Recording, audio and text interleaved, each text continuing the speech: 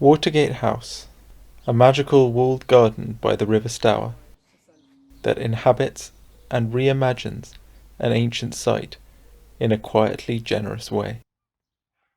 The garden is a surprise at every turn. It's completely invisible from the village street, and you encounter remarkable horticultural variety as you walk through. Woodland, formal, secret, pergola, fruit, spring, wild. These areas reveal themselves in a naturally harmonious flow. The walls actually slope inwards like this towards the river wall behind us.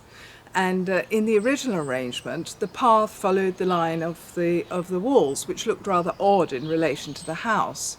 And I wanted to change all that.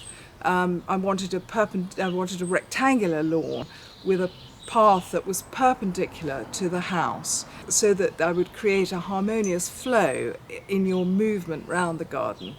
And in particular, I wanted to achieve a double border here either side of the main path, in which I could have roses as well as spring flowering shrubs and things that you see here now. In spring, flowering shrubs and tulips emerge from a carpet of forget-me-nots. Peonies and bearded irises follow. The camellias start flowering in March and continue right through to early May. This area of the garden is really the best for growing camellias because I've discovered, rather to my surprise, when we repaired the walls of the garden, we found that all the ericaceous plants really suffered, and that's because the lime mortar that we were using gradually leaches out of the walls and into the soil. So the soil in this garden has actually become more alkaline than it used to be. So when it came to repairing these walls, I think you'll see here that I haven't repaired them because I've got so many camellias in this little area and I don't want to lose them. The ancient walls create an atmosphere of monastic calm and security. Well, the walls which give the garden its framework are particularly the river wall, that all date from the early Middle Ages, and that when this was the port of Fordwich, all sorts of amazing cargo came through here, through this garden, including all the stone for rebuilding Canterbury Cathedral. As this shows, like all the best gardens, this is a working garden, not just a beautiful one.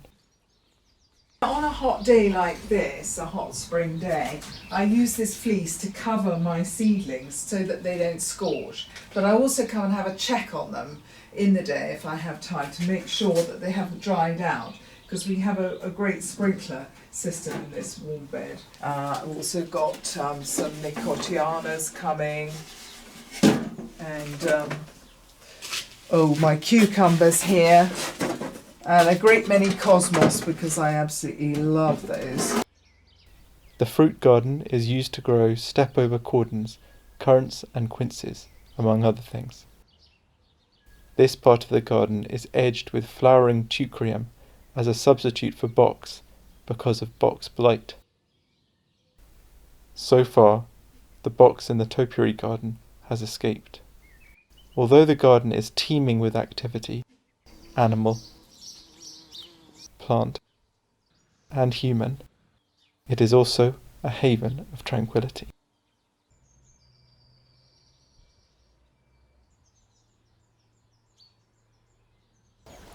We've enjoyed making this film for the National Garden Scheme.